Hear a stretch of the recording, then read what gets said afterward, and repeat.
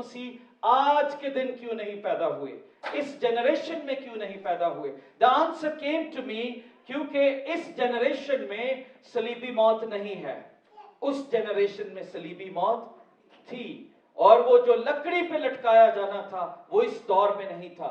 अगर आज यीशु मसीह आते तो उन्हें क्रूसिफाई ना किया जाता, उन्हें इंजेक्ट कर दिया जाता, फांसी दे दी जाती, लेकिन यीशु को ये मौत नहीं मरना था।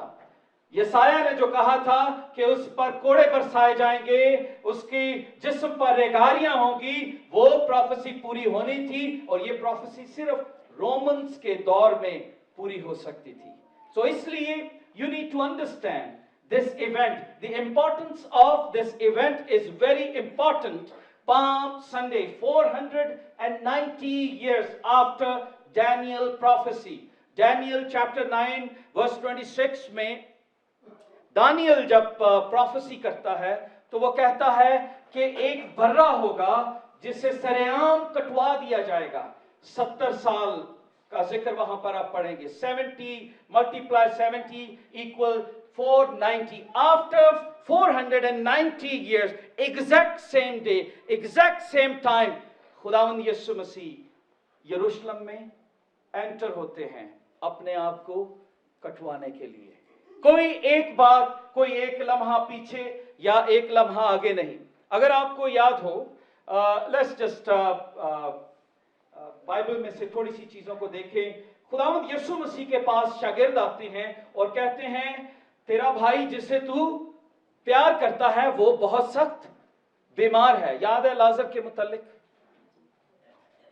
थोड़ा सा बताएं। मैं क्रिश्चियन लोगों से बात कर रहा हूं या उन लोगों से बात कर रहा हूं जो बाइबल से नहीं बात? से यस, वी नो दैट।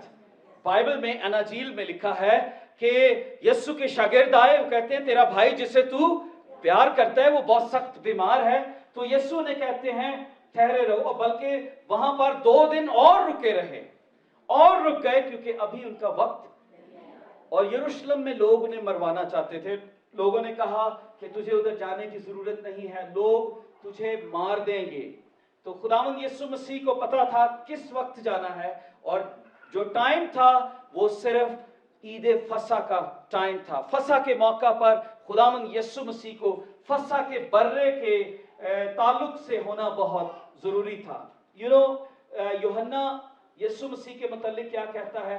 देखो ये जहां का बर्रा जो जहां के गुनाह उठा लिए जाता है। सो फसा का बर्रा, जब मैं इस सारे इवेंट को स्टडी कर रहा था, I was just revising my self, तो बताया जाता है, हिस्ट्री बताती है, जोसेफस जो हिस्टोरियन है वो बताता है ऑलमोस्ट 3 मिलियन लोग वहां पर मौजूद थे। कितने? 3 मिलियन। सो 3 मिलियन लोग थे, और तकरीबन 10 के करीब खानदान गिना जाता था, और उसमें बताया जाता है कि तकरीबन 2.5 से 3 लाख बर्रे वहां पर मौजूद थे जिनको ज़िबा किया जाना था फसा के मौका पर। किस मौका पर? सो ईद फसा किसको कहा जाता है? जब खुदावंद बनी इस्राएल को कहां से छुड़ाकर लाया? मिस्र से। सो ये ईद सेलिब्रेट की जाती है, छुटकारे की ईद। सो अब मिस्र की आजादी की ईद नहीं थी, अब गुनाहों की आजादी की ईद को सेलिब्रेट करना था। सो खुदावंद यीशु मसीह वहां पर पहुंच गए, और जिसको हम पाम संडे के नाम से जानते हैं। ये संडे बहुत इंपॉर्टेंट है, लेकिन इससे पहले यू नीड टू अंडरस्टैंड बहुत 2-3 इवेंट्स बहुत इंपॉर्टेंट हुए। आपको पता है खुदावंद यरूशलेम में जाने से पहले जकई के घर गए। You remember that? अगर आप अनाजील में पढ़े, जकई के घर गए, और उससे पहले अगर आप देखें खुदावंद यीशु मसीह ने लाजर को जिंदा किया। किसको जिंदा किया? 4 दिन के मुर्दे को जिंदा किया। खुदावंद ने ये जानबूझ के किया क्योंकि लोग जानते थे, लोग ये समझते थे कि 3 दिन का मुर्दा भी जिंदा हो सकता है, लेकिन 4 दिन का मुर्दा क्यों जिंदा नहीं? जूइश ट्रेडिशन के मुताबिक यह बताया जाता है कि अगर 3 दिन गुजर जाएं तो रूह जो है वो वहां से चली जाती है, और किसी तरीके से मुर्दा जिंदा नहीं हो सकता। खुदावंद यीशु मसीह चौथे दिन गए। No justification, you can not explain इस रेजरेक्शन को। जब लाजर के पास पहुंचे तो लाजर को उन्होंने क्या कहा? लाजर कम आउट। और वहां पर खुदावंद ने अपनी कुदरत को जाहिर किया लोगों पर। हु आई एम, खुदावंद ने क्या बताया? हु आई एम, मैं कौन हूं? जिंदगी और मौत, कयामत और जिंदगी तो मैं हूं। अगर तुम मुझ पर ईमान रखते तो ऐसा ना करते। खुदावंद यीशु मसीह के पास मार्था और मरियम आती हैं और बताती हैं, अगर यीशु तू यहां होता तो मेरा भाई ना मरता। तो यीशु वहां पर कहते हैं, क़यामत और जिंदगी तो मैं हूं। वहां पर अगर आप खुदावंद यीशु मसीह की पूरी मिनिस्ट्री में देखें, खुदावंद यीशु मसीह ने हमेशा लोगों को चुप करवाया और उन्हें कहा चुप रहना, किसी को ना बताना। किसी को शिफा दी और कहा कि इसका ढिंडोरा पीटने की जरूरत नहीं है। कई लोगों को सिर्फ ये कहा कि अपने घर वालों को जाकर बताओ, ये नहीं कि मजलिस में। लेकिन अब वक्त आ गया था, क्योंकि वो बर्रा जो फसह का बर्रा था उसे सरेआम मसलूब किया जाए। इसलिए खुदावंद यीशु मसीह ने अपॉइंटेड टाइम के मुताबिक आफ्टर 490 इयर्स बैक, जब खुदावंद वो फसह का बर्रा, वो यहोवा वो वहां पर आता है, तो वहां पर खुदावंद लोगों को तैयार करते हैं। ये सारी ड्रामेटिक सिचुएशन खुदावंद यीशु ने खुद क्रिएट की। It was created by God, it was not created by man, it was created pre planned by God. कि जब यीशु एंटर होगा तो कितने लोग उसके पीछे होंगे, किस तरह से लोग उसे पकड़वाएंगे। It was pre planned everything. अगर आपको थोड़ी कंफ्यूजन है तो याद रखें, जब खुदावंद यीशु मसीह के लिए बीमार को अच्छा करना आसान था या मुर्दे को जिंदा करना? Tell me. दोनों को। लेकिन इंसानी जहन से देखें तो क्या नजर आता है कि बीमार जब था तो उसी टाइम क्यों नहीं जिंदा कर दिया? लेकिन इसलिए खुदावंद यीशु मसीह ने वेट किया कि जब ये मौजज़ा होगा तो पूरी इसकी शोहरत होगी और लोगों को पता लगेगा who I am the Messiah, I am the इब्ने दाऊद, I am the son of man, जिसके बारे में पेशन गोइयां की गई। पहले खुदावंद यीशु मसीह ने नहीं बताया, पर अब वो बता रहे हैं, अब वो इसका जिक्र कर रहे हैं। वेल, ये वो वाक्या है जिसका जिक्र हमें चारों अनाजील में मिलता है। अगर आप John chapter 12, Matthew chapter 21, mark chapter 11, Luke chapter 19 में पढ़ें, ये वाक्या इतना इंपॉर्टेंट है कि चारों राइटर्स ने इसको लिखा है। चारों राइटर्स ने इसको डिनाई नहीं कर सके, हर राइटर ने इसको लिखा है। सो इसकी इंपॉर्टेंस क्या है? मैं पाम संडे की इंपॉर्टेंस आज के लिए सोच रहा था कि justify your purpose in your life. How you justify yourself. You are created for something. You are created to do something. You have a task in this world. God has created you.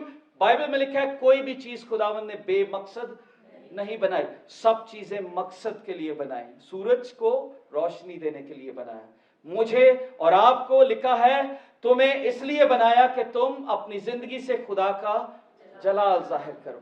सो यहां पर खुदावंद यीशु मसीह अपनी जिंदगी को justify कर रहे हैं, fulfilment कर रहे हैं। जिस मकसद के लिए खुदा ने उनको भेजा था, जिस मकसद के लिए वो बेटा बनकर आए, now is the time he is justifying. और ये वो वीक था जिसमें वो तमाम पेशन गोइयां जो पुराने अहदनामे में लिखी गई थी, तमाम वो बातें जो यीशु मसीह के लिए लिखी गई, इस वीक में पूरी होने को थी। So God is going to justify all the prophecies, all the word of God. जो कुछ लिखा था वो इस वीक में था। खुदावंद यीशु मसीह, ये वीक बहुत मुश्किल भी था। अगर आपको याद हो, खुदावंद यीशु मसीह जब गेत्सेमनी में जाते हैं तो क्या कहते हैं, क्या दुआ थी, अगर किसी को याद हो? अगर ये हो सके तो ये प्याला मुझसे। ये वीक बहुत कठिन था क्योंकि वहां पर लिखा है जिस्म तो कमजोर है पर रूह मुस्तिद है। सो जब ये फुलफिलमेंट होनी थी तो मैं इसके बारे में सोच रहा था, खुदावंद ने मुझे और आपको भी एक मकसद के लिए पैदा किया है।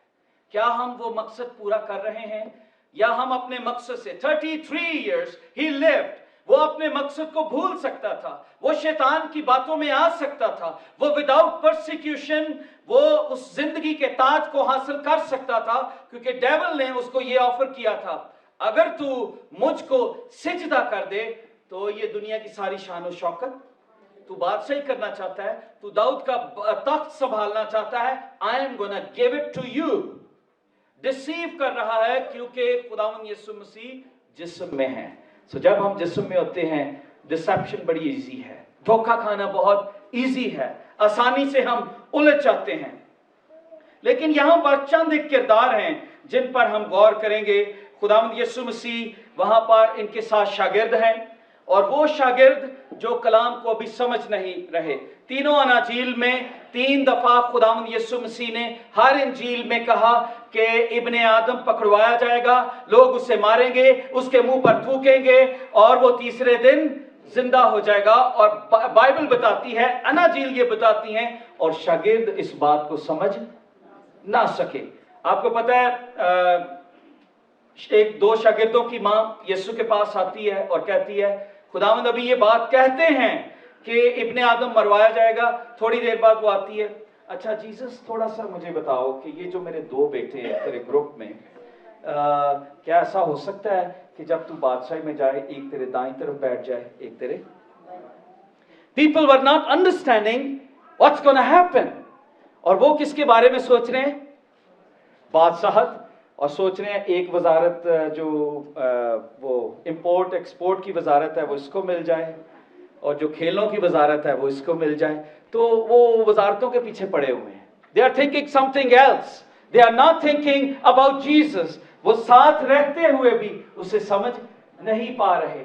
और यीशु मसीह अगर आप देखें, अमावस की रात पर 2 शागिर्दों को जाकर बताते हैं, और फिर वो बातें उनकी समझ में आती हैं। सो पाम संडे जो है ये बहुत इंपॉर्टेंट डे है जूइश हिस्ट्री के लिए और क्रिश्चियन हिस्ट्री के लिए, क्योंकि ये वो दिन है जब डैनियल की वो प्रोफेसी पूरी हुई, जो खुदावंद जो उसने देखी थी और जिसके बारे में बताया गया था कि कौन सा बर्रा जिससे सरेआम कटवा दिया जाएगा। आज वो दिन था कि वो उसमें जाते और फ्राइडे वाले दिन ये प्रोफेसी पूरी हो जाती। और ये वो दिन था जब प्रोफेसी ज़करिया चैप्टर 9 वर्स 9 में क्या लिखा है, ये प्रोफेसी इस दिन पूरी हुई, क्योंकि प्रोफेसीज का भी फुलफिल होना बहुत जरूरी था। ज़करिया 9 बाब उसकी 9वीं आयत में क्या लिखा है, पढ़ दीजिए अगर किसी कोई मेरी हेल्प कर दे।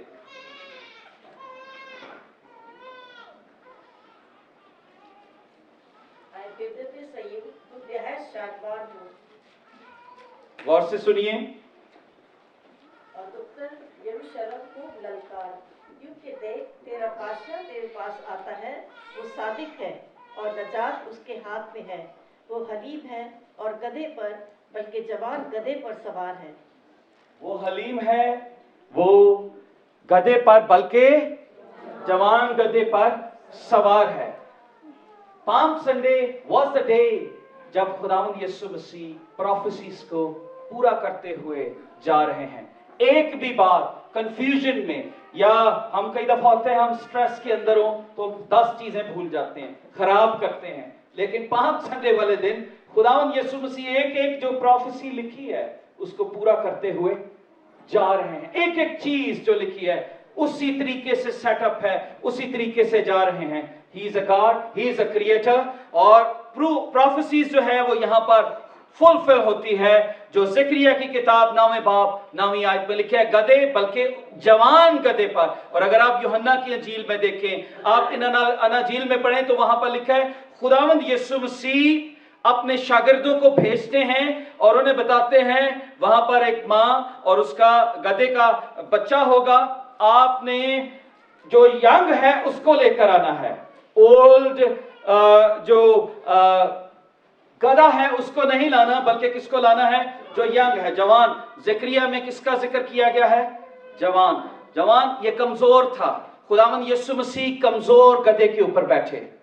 मैं जब इस तमाम बातों के मुतालिक पढ़ रहा था, देख रहा था कि खुदावंद यीशु, 2 किस्म के हमें क्राउड यहां पर नजर आ रहे हैं। एक वो क्राउड है जो यीशु के साथ शामिल हुआ है जब यीशु ने मौजज़ा किया। मैं इस हवाले को पढ़ूंगा। यहां पर लिखा है, ऐ सयून की बेटी मत डर, देख देख तेरा बादशाह गधे के बच्चे पर सवार हुआ आता है। उसके शागिर्द पहले तो ये बातें ना समझे, लेकिन जब यीशु अपने जलाल को पहुंचा तो ये बातें उनको याद आई।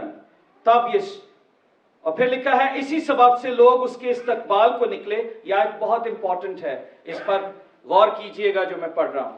लिखा है, इसी सबब से लोग उसके इस्तकबाल को निकले। उन्होंने सुना था कि उसने ये मौजज़ा दिखाया है। लोग इस्तकबाल के लिए क्या निकले थे, क्यों निकले थे?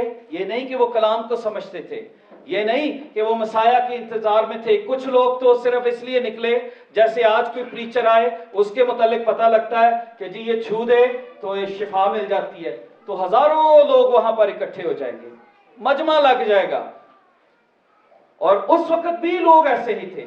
लोग इसलिए यीशु के इस्तकबाल को निकले क्योंकि उन्हें नजर आया ये वो शख्स है जिसने लाजर को जिंदा किया, इसलिए उसके इस्तकबाल के लिए निकले। लोग यीशु के इंतजार में नहीं थे। दो किस्म के हजूम है, एक वो है जो कौन है, मौजज़ा देख। दूसरा वो है जो मसाया के इंतजार में था। तकरीबन 3 मिलियन के करीब वहां पर लोग हैं। और एक हजूम ऐसा है जो फरीसियों का है, फकीयों का है। वहां पे क्या लिखा है कि वो भी खड़े हैं जेलसी के साथ। किस वजह से? जेलसी, उनके अंदर हेट्रेट है यीशु के लिए। वो सोच रहे हैं, क्या कहते हैं, ये कौन शख्स है? देखो जहां वो कहते हैं, पस फरीसियों ने आपस में कहा, सोचो तुमसे कुछ नहीं बन पड़ता, जहान उसका पीछे हो लिया है, उसका पूरा पैरोकार हो गया है और हम कुछ नहीं कर पा रहे। उनके अंदर डर आ गया कि अगर सारे लोग यीशु के पैरोकार हो गए, इतने जूस तो नहीं थे उस टाइम पर, शायद 3 मिलियन या 4 मिलियन होंगे, तो 3 मिलियन के करीब तो वहां पर थे और ऑलमोस्ट सारे उसके पीछे थे। तो वो डर गए कि हमारी हैकल तो बंद हो जाएगी, हमारी हैकल तो बंद हो जाएगी, कैसे होगा ये सब कुछ? और वो आपस में ये कहते हैं, देखो सोचो जहान उसका पैरोकार हो गया है, हमें क्या करने की जरूरत है? उनको नहीं पता था कि ये ऐसा ही होना है। King of king, lord of Lord, वो उसको मरवाने की सोचने लगे। और उनको नहीं पता था कि ये वाकई टाइम था। यीशु ने, आपको पता है, पिलातुस के पास जब यीशु गए तो यीशु ने उन्हें क्या कहा? अगर खुदा मुझे तेरे हाथ में ना करता तो तू मुझ पर हाकिम नहीं हो सकता था। अगर खुदावंद आज दिन ना रहता तो ऐसा मुमकिन भी ना होता। खुदावंद ने खुद ऐसा होने दिया है। It was appointed. सो ये सारी मुखालफत अपॉइंटेड थी और लोग खुदावंद यीशु मसीह के मौजज़ों को देखते हुए उसके पीछे आए, कुछ मसाया की तलाश में थे। मैं कलाम में देख रहा था कि जब तक वक्त नहीं आया तब तक खुदावंद यीशु मसीह पब्लिक से बचते रहे। आपको याद होगा 5 रोटियों और 2 मछलियों का खुदावंद ने मौजज़ा किया, तो लोगों ने यीशु को बादशाह बनाना चाहा उसी जगह पर। पढ़ लीजिएगा, बाइबल में लिखा है, इंजील।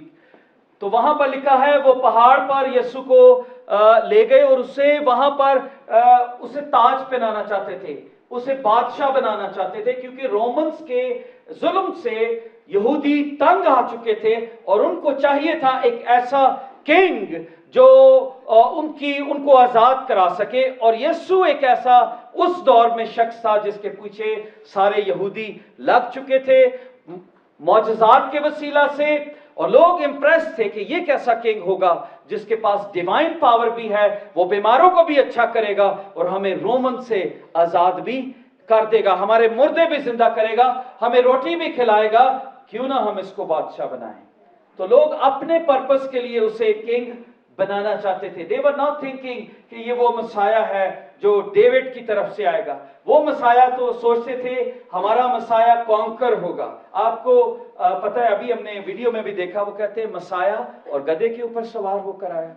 मसाया कैसे गधे पर सवार होगा? उनके ज़हन में था मसाया घोड़े के ऊपर आएगा। जो गधे के ऊपर सवार होता था उसका मतलब था हम्बल किंग, हम्बल किंग। और जब अगर आप मुकाशवा 9 बाब में पढ़ें तो वहां पर लिखा है, और सफेद घोड़े पर खुदावंद यीशु मसीह बैठा आएगा और उसके हाथ में दो धारी तलवार होगी। जब खुदावंद यीशु मसीह की आमद होगी तो वो गधे पर नहीं होगी, वो उस वक्त थी। अब जब होगी वो कैसे होगी? तलवार के साथ। उसकी आंख की नूर की तजल्ली से लोग तबाह बर्बाद हो जाएंगे, गुनहगार उसके सामने ठहर ही नहीं सकेंगे। वो लोग जो उसका मजाक उड़ाते थे वो भी अपनी छाती पीटेंगे। इसलिए उसका वक्त नहीं था। बहुत दफा शागिर्दों वो पब्लिक में से गुजर गए, निकल गए और उन्होंने अपने आप को उस टाइम बादशाह नहीं बनाया। पर now it was the time. आपको पता है, अगर आप इसी पैसेज में देखें तो वहां पर लिखा है, फकी और फरीसी यीशु के पास आए और उन्होंने कहा अपने शागिर्दों को चुप करवाओ, ये शोर बहुत ज्यादा है। और यीशु ने क्या कहा, अगर आपको याद हो तो, ये चुप करेंगे तो पत्थर भी। क्या यीशु ने कभी कहा था शोर डालने के लिए? इससे पहले यीशु ने हमेशा क्या कहा? मौजज़े के, किसी मौजज़े के बाद पढ़ लीजिए, क्या लिखा है? चुप रहना, शोर ना करना। पर इस दफा यीशु क्या कह रहे हैं? इन्हें करने दो, ये टाइम है। अगर ये चुप रहेंगे तो पत्थर भी चलाएंगे। आपको पता है पत्थर कौन से थे? मुझे मौका मिला लास्ट ईयर जब मैं वहां पर था, तो जिस रोड पर यीशु जा रहे थे, I was walking on that road, I was crying and praying, और मैं सोच रहा था। और खुदावंद किस तरफ, हैकल की तरफ जब जा रहे थे, तो जिस जगह पर खुदावंद ने वो बात की, दूसरी तरफ कब्रिस्तान है, दूसरी तरफ यहूदियों का कब्रिस्तान है। तो जब यीशु ने उस तरफ निगाह की तो जो हमारे गाइड कर रहे थे टूर में, उन्होंने भी ये चीज बताई कि यीशु ने इस तरफ से देखकर बताया ये वो पत्थर हैं जिनको खुदावंद ने चिल्लाने के लिए कहा, और वो मुर्दा थे कि अगर जिंदा परस्तिश करना छोड़ देंगे तो मुर्दा जिंदगियां भी उठकर परस्तिश करेंगी। ये कब्रें खुल जाएंगी और मुर्दा लोग इस बात की गवाही देंगे, Who I am। आपको पता है यीशु मसीह जब जिंदा हुए तो मुर्दा कब्रें खुल गई थी, उनके मुंह खुल गए और बहुत सारे लोगों को वो मुर्दा जिंदगियां जो हैं वो नजर आई। सो खुदावंद ने उस टाइम कहा, now is the time, don't stop them, this is the day. जब वो होसैना के नारे लगाएंगे तो खुदावंद यीशु मसीह ने बताया। और फिर शागिर्दों को जब कहा, एक चीज याद रखिए, खुदावंद यीशु मसीह ने बहुत जगह पर ये प्रूव किया है, he is king of king, lord of lord, he is I am, he is Jehovah, he is Jehovah jireh. उसने बहुत जगहों पे ये प्रूव किया, he is I am that I am. अगर आप यूहन्ना की इंजील में पढ़ें तो 7 दफा उन्होंने कहा, मैं जिंदगी की रोटी हूं, मैं दुनिया का नूर हूं, मैं दरवाजा हूं। अगर आप पढ़ते जाए तो उन्होंने बताया, लोगों को बताया, हु आई एम। खुदावंद यीशु मसीह ने अपनी डिवाइन पावर को जाहिर किया लोगों पर कि मैं कौन हूं। लाजर को जिंदा करके, अंधों की आंखें खोल के, मुर्दा जिंदगियों में कोड़ियों को पाक करके, लंगड़ों को चलाकर। लेकिन फिर भी लोग समझ नहीं सके। लोग उसे सोचते थे ये मैजिशियन है। क्या सोचते थे? जादूगर। आपको पता है फरीसी क्या कहते हैं? ये बाल्स बोल की मदद से लोगों को ठीक करता है, बदरूहों की मदद से बदरूहों को जिंदगियों को ठीक करता है। पीपल कुड नॉट अंडरस्टैंड कि हु जीसस वाज। लेकिन एक जगह आज एक और चीज आपको बताऊंगा, he is omnipotent, he is omniscient, he is omniscient. वो हाजिर और नाजिर है, he is everywhere and powerful God. Bible में क्या लिखा है? जहां भी 2 या 3 मेरे नाम से इकट्ठे हो, मैं वहां पर। किसने कहा था ये? किसने कहा? जीसस ने। सो ही इज ओमनीपोटेंट। जब शागिर्दों को यीशु ने भेजा तो क्या कोई ईमेल आई थी यीशु को कि टेक्स्ट किसी ने किया, ऐथे भाई जी गधे बंदे हो जे ऐ भेज दो, अपने शागिर्दों को भेज देना? क्या कोई टेक्स्ट मैसेज हुआ था? किसी शख्स ने आकर यीशु को बताया था, ओ सर ओथे बंदे हो जे गधे, ओ भाई दा या नाज उन्हां दे इस्तेमाल कर सकने? क्या ऐसा था? क्या ऐसा था? कैसे खुदावंद ने कह दिया कि उस जगह जाना और वहां पर गधी और उसका बच्चा बंधा होगा और उसके बच्चे को खोलकर ले आना। और खुदावंद को यह भी पता था कि जब ये खोलेंगे तो उसका मालिक उससे पूछेगा। तो खुदावंद ने ये कहा, जब वो तुमसे पूछे तो कहना मालिक को इसकी जवाब भी बता दिया। He is omnipotent, omniscient, all powerful, everywhere, हर जगह को, हर चीज को जानने वाला खुदा है। Omniscient means all knowing God। जब शमाउन कोड़ी के घर में थे तो खुदावंद के पास जब वो औरत आती है, अलेबेस्टर, वो जार तोड़ती है, तो वो क्या कहता है, अगर ये खुदा का बंदा होता तो जान लेता कि कौन है ये औरत। तो यीशु क्या कहते हैं, क्या कहते हैं, शमाउन मैं जानता हूं। खुदावंद ने जाहिर किया कि वो कादिर मुतलक खुदा हैं। खुदावंद ने लोगों पर जाहिर किया कि वो खुदा हैं। और फिर खुदावंद ने उस एनिमल को बुलाया। आपको पता है कि यंग गधे के ऊपर बैठना बहुत ही मुश्किल काम है जब तक कि उसे ट्रेंड ना किया हो।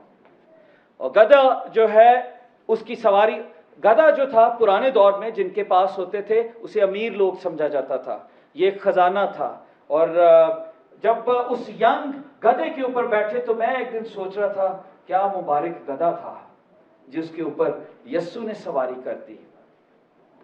और उसे भी पता था आज मेरा बनाने वाला मेरे ऊपर सवार है। और वो सर झुकाकर चलता रहा। और उस गधे के पांवों के नीचे लोग डालियां बिछाते रहे, कपड़े बिछाते रहे। और बात तो गधे की नहीं थी, बात तो यीशु की थी जो उसके ऊपर सवार है। आज जो आपको इज्जत मिली है, जो आपको वकार मिला है, आज जो बरकतें आप एंजॉय कर रहे हैं, डोंट थिंक कि आप इसके काबिल थे। डोंट थिंक कि आप इस काबिल थे कि खुदावंद आपको अच्छे मुल्कों में लेकर आता। डोंट थिंक कि आप इस काबिल थे कि आपको नजात मिल जाती। ये तो उसका फजल हुआ है, हमें नजात मिल गई है। तो ये बरकतें, ये नजात, ये फजल हम किसकी वजह से एंजॉय कर रहे हैं? खुदावंद यीशु की वजह से। हम क्या हैं? जानवर भी उसका हुक्म मानते हैं। गधे को पता था कि मेरे मालिक को जरूरत है और वो झुककर चलता रहा, कोई एक्शन नहीं। मछली को पता था कि खुदा ने उसे हुक्म दिया और उसने मुंह खोलकर यूना को अपने अंदर ले लिया। मछली को पता था कि यीशु को टैक्स की जरूरत है और वो मुंह में एक कॉइन लेकर पतरस के उस फांसी में आ जाती है और अपना मुंह खोलती है और उसे दे देती है। जंबूरों को पता था कि फौज पर हमला करना है। परिंदों को, जानवरों को, चीजों को पता है क्रिएटर कौन है। इवन बदरूहों को भी पता है। वो भी कहती थी, ऐ यीशु खुदा के बेटे, हमें तुझसे क्या कहा। पर हमें नहीं पता, सानू समझ ही नहीं आती। आज लोग बेबहरा हैं।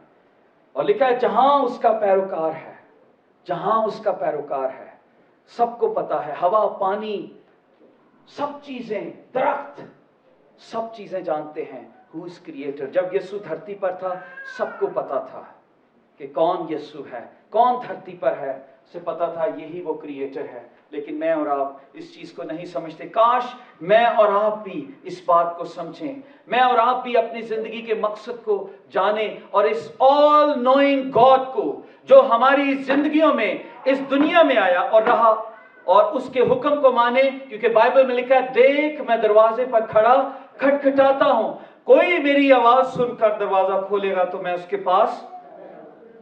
काश हम यीशु को अपनी जिंदगी में दावत दें। काश उसकी कुर्बानी को, जो वो 490 साल पहले जब वो उसमें दाखिल हुआ, 2000 साल पहले उसने मेरे और आपके लिए दी, काश उसको एक्सेप्ट करके अपनी जिंदगियों का बादशाह बना लें। आज भी हम बेबहरा, हम मसीहत में पैदा तो हुए हैं लेकिन शायद हम फकीयों और फरीसियों की मानंद हैं। हम अपनी चीजों को, अपनी बातों को ऊपर रखते हैं, यीशु को नीचे रखते हैं। पर दोस्तों, मैं आपको रिक्वेस्ट करना चाहता हूं, खुदावंद यीशु मसीह 2000 साल पहले आए हम्बल किंग बनकर, अब वो हम्बल किंग बनकर नहीं आएंगे। आपको बताना चाहता हूं, जब हेरोदीस ने, आपको पता है, फकी और फरीसियों को बुलाया और मजूसियों ने पूछा कि क्या कोई बादशाह पैदा होने वाला है। तो क्या कहा फकियों और फरीसियों ने? क्या कहा था काहिनों ने? आपको याद होगा, I know you know that, tell me, क्या कहा था? कि हाँ, क्या अजीब कुछ बोल रहे हैं, बताइए। कि कहां पर? बैतलहम में एक बादशाह पैदा। ये कौन बता रहे हैं? काहिन लोग। आज भी हम लोग, रिलीजियस लोग, सब कुछ जानते हैं पर उसे एक्सेप्ट नहीं करते। क्या काहिनों को उस टाइम नहीं पता था कि ये जकरिया में जो पेशन गोई हुई, या दानियल की किताब में ये जो पेशन गोई हुई है, आज ये वो बादशाह है? पता था, पर वो उसको डिनाई कर रहे थे। हमें पता है यीशु का, पर हम डिनाई करते हैं। और फिर खुदावंद के कलाम में लिखा है, जब खुदावंद पहाड़ के पास पहुंचे तो वहां, आपको पता है नारे क्या वहां पर लग रहे थे? आखिरी बात बताएंगे, नारे क्या लग रहे? आई हैव टू मैनी, लेकिन हम सिर्फ इस पे खत्म करेंगे। नारे क्या लग रहे थे वहां पर? होसैना। और ये वर्ड कहां पर लिखा गया है? होशैना, अगर आपको याद हो, Psalm 118, Psalm 118 वर्स 25 में इस वर्ड का जिक्र किया गया है। वो, और ये जो साम है, इसको पास ओवर के वक्त रिसाइट किया जाता था। पास ओवर के वक्त जब बर्रे को ज़िबा किया जाता, तो ये वो साम था, ये वो ज़बूर था जो पढ़ा जाता था। Hosanna, save us, save us, deliver us, save it now. अब वक्त है, अब हमें बचा। और खुदावंद यीशु मसीह मुझे और आपको बचाने के लिए सलीबी मौत उन्होंने गवारा की। और आपको बताऊं कि वहां पर लिखा है कि लोगों ने, मैथ्यू, गॉस्पेल ऑफ मैथ्यू में खुदावंद यीशु मसीह को, यहां पर खुदावंद यीशु मसीह को बताया गया son of David, son of David. Chapter 2 2 Samuel chapter 7 में बताया गया है कि उसकी बादशाहत एवर लास्टिंग होगी। Prophecies were fulfilled. Jesus came to justify his life. जिस मकसद के लिए आए उसको उन्होंने पूरा किया। क्या मैं और आप अपनी जिंदगी को वेस्ट तो नहीं कर रहे? Are we investing? क्या हम अपनी जिंदगी को उस मकसद के लिए पूरा कर रहे हैं? यीशु ने अपनी जिंदगी को अपना मकसद पूरा किया और वो आए, और जो जो प्रोफेसी थी, कई दफा डेविल हमारा ध्यान पैसे की तरफ लगा देता है, हमारा ध्यान ऐसी चीजों की तरफ लगाता है कि जिस मकसद के लिए खुदा ने हमें पैदा किया है वो पूरा ना करें। मेरी ये रिक्वेस्ट होगी कि इस पाम संडे के मौका पर अपनी जिंदगियों का जायजा लें कि हमारा जिंदगी में आने का मकसद क्या है।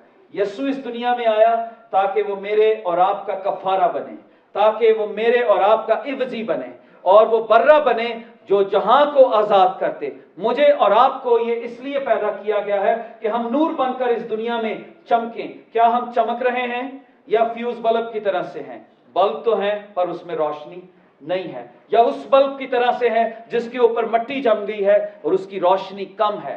क्या हम अपनी जिंदगी में इस मकसद को पूरा कर रहे हैं? If not, today is the time, today is the time. Just review yourself, review yourself. क्योंकि जब यीशु होता है तो खुशी होती है, जब यीशु होता है तो क्या होती है? जॉय होती है, खुशी होती है, शादमानी होती है। आपको पता है जब यीशु ने यहूदियों को देखा तो उसे वहां पर रोना भी आया, रोना भी आया। And Jesus wept. Second time it is written. First it was written जब लाजर की खबर उसे मिली तो वो रोया। Second time Jesus wept जब उसको इस्राएल की उस हैकल को देखा 70 AD में। 70 AD में जब वहां पर यीशु रोकर प्रोफेसी करते हैं कि इन दीवारों के ऊपर एक पत्थर पे पत्थर बाकी। 70 AD में रोमन्स ने पूरे यरूशलेम को तबाह कर दिया, तबाह हो बर्बाद हो गया था, तबाह हो बर्बाद, कुछ वहां पर बाकी नहीं रहा। और वहां पर जो प्रोफेसी यीशु ने कही थी वो पूरी हुई। आज भी यीशु मुझे और आपको कई दफा देख के रोता है कि मैंने इनके लिए कुर्बानी दी, पर क्या हम उसकी कुर्बानी के मकसद को पूरा कर रहे हैं? हाँ, जानवर भी उसका हुक्म मानते हैं। क्या मैं और आप जानते हैं कि हु ही इज? हम किसकी परस्तिश करते हैं? हम किसको जानते हैं? यीशु जो खुदा है, वो जो ओमनीपोटेंट है, ओमनिशेंट है, ऑल नोइंग गॉड, मेरे और आपके दरमियान रहा। आपको किसी जगह जाने की जरूरत नहीं है। यू जस्ट प्रोक्लेम, आप अपने घर में दुआ करते हैं और यीशु की हुजूरी वहां पर आ जाती है, वो वहां पर आ जाता है। और वो इतना प्यार करता है आपसे, उसने आपको तन्हा कभी छोड़ा ही नहीं। इतना प्यार करता है आपसे, मुझसे कभी तन्हा नहीं छोड़ा।